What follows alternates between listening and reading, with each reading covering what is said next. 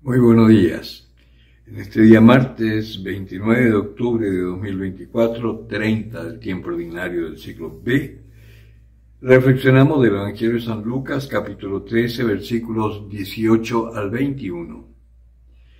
En aquel tiempo Jesús decía: ¿a qué es semejante el reino de Dios? ¿A qué lo compararé? Es semejante a un grano de mostaza que tomó un hombre y lo puso en su jardín, y creció hasta hacerse árbol, y las aves del cielo anidaron en sus ramas. Dijo también: ¿a qué compararé el reino de Dios? Es semejante a la levadura que tomó una mujer y la metió en 3 medidas de harina hasta que fermentó todo. Palabra del Señor. Nos encontramos frente a estas parábolas, que también se las llamó las parábolas del reino, donde el Señor hace distintas comparaciones para dar a entender una cosa. El reino de Dios, que ya está aquí, según lo dijo el Señor hace 2000 años o más, es un reino que va creciendo de a poquitito.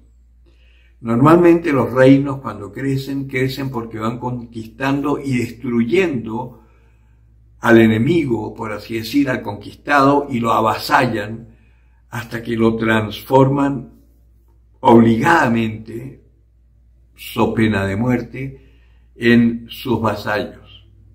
Y así va creciendo. En cambio, el reino de Dios es algo distinto. Y las parábolas que hoy escuchamos hablan de una realidad muy diferente. El reino de Dios primero crece lentamente. La levadura, para fermentar, necesita un tiempo y necesita una cierta temperatura y unas ciertas condiciones para fermentar. Pero es lento. El árbol de mostaza también crece lento, pero llega a ser muy frondoso. Y así como la levadura hace que la masa crezca y mejora la calidad del pan resultante, que queda más esponjoso, más sabroso, del mismo modo, el árbol de mostaza dice que vienen muchos pájaros a anidar. Vale decir, el reino de Dios no se impone. El reino de Dios se presenta, y cuando uno lo va conociendo, resulta tan atractivo que uno quiere pertenecer. Muy distinto al sometimiento. Es una sumisión a la voluntad de Dios por un deseo de permanecer ahí.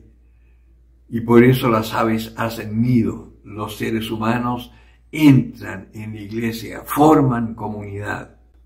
Mientras vivimos nuestra fe religiosamente, ya es una ayuda para nuestro espíritu, pero aún nos falta conocer lo que es realmente el cristianismo. Yo lo he dicho muchas veces, el cristianismo en esencia no es una religión.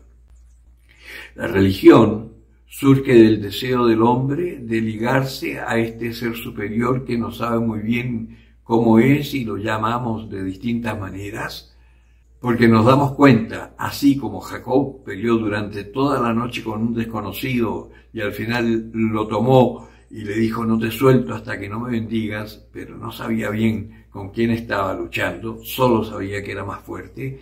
De esa misma manera el ser humano intuye que hay como una mente creativa, consciente, que hizo todo esto, que instintivamente nosotros sabemos que no es por azar.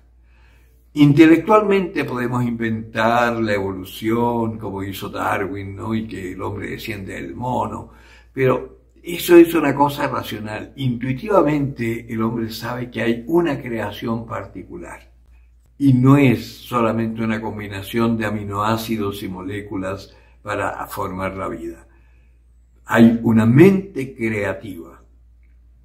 Y a esa mente creativa, a ese ser pensante, lo llama Alá, Pachamama, Vishnu, todos los nombres que tú le quieras, pero el Señor, esta mente creativa, Dios creador, se manifestó a través de profetas a un pueblo particular, para que el hombre, a través de ese pueblo y de su tradición, llegase a conocerle, y se manifestó como Padre.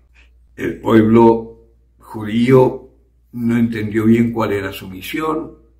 El mismo Dios entonces, por amor a su creación, se hace hombre en Jesucristo, y Jesucristo viene y nos empieza a hablar del reino. Y quienes nos adherimos a Él, formamos un pueblo, el nuevo pueblo de Dios, que estamos llamados a dar a conocer este reino a todos los hombres. Y así será hasta el momento de la consumación, cuando venga el Señor en gloria y majestad y los dos pueblos vuelvan a ser uno, judíos y cristianos, un solo pueblo bajo un solo pastor. Entonces, la tarea nuestra es bastante simple, es ser levadura en la masa, ser árbol de mostaza, cositas pequeñas, un poquito de levadura fermenta mucha masa. También nosotros en nuestra precariedad, viviendo nuestra fe, no como una religión, sino que como una forma de vida, una forma existencial, porque esa es la verdadera teología. No sacamos nada con estudiarla en las universidades si no la hacemos carne en nuestra vida. Viviendo así, vamos a cumplir con la misión, porque no seremos nosotros quien haga el reino. Será el Espíritu Santo que está en nosotros, que cuando anunciemos el amor de Dios, tocará los corazones de los que nos rodean y se irán convirtiendo y anhelando este encuentro con el Dios hecho hombre, muerto y resucitado para nuestra salvación, para que también nosotros salgamos de nuestras muertes cotidianas y empecemos a vivir la vida de un resucitado, hasta que llegue el momento que eso se consolide definitivamente cuando volvamos a casa, al seno de nuestro Padre de donde salimos. En la medida de lo que cada uno pueda, cumpla su labor, anuncie el reino. Y si además el Señor les concede la gracia de descubrir la vida en comunidad, bendito sea Dios. El que tenga oídos para oír, que oiga.